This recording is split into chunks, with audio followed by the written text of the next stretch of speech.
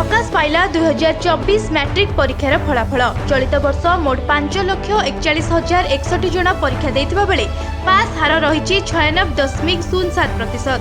आहुरी मध्य चलित वर्ष पुओंक अपेक्षा झीओंक पास हार अधिक रही। नयगढ़ जिले में मोट पास हार रही 96.23%।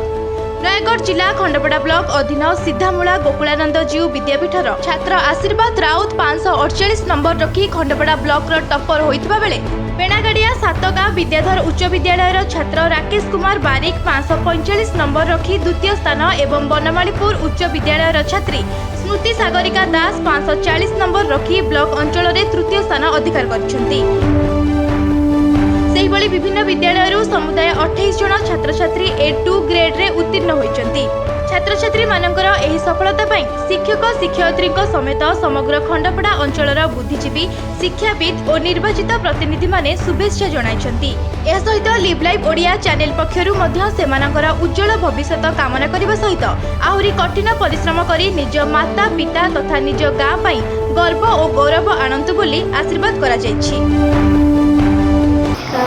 शिक्षक मैंने सांगसाथी समस्त मत बहुत भल पाइबा देइछंती आशीर्वाद मुझे बाटर पहुँच पार्ची।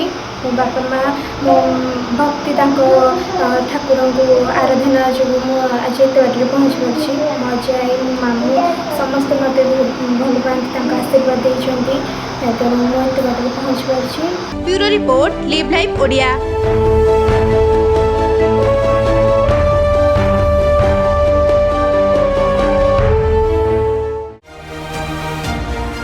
आसंतु आमे मिलीमिशी लेखिबा राजनगर पटामुंडाई विकासर नुआ इतिहास। शंख चिन्ह भोट दे केन्द्रापड़ार सांसद प्रार्थी अंशुमान महांती और राजनगर विधायक प्रार्थी ध्रुव साहू को 2 थर आशीर्वाद करंतु।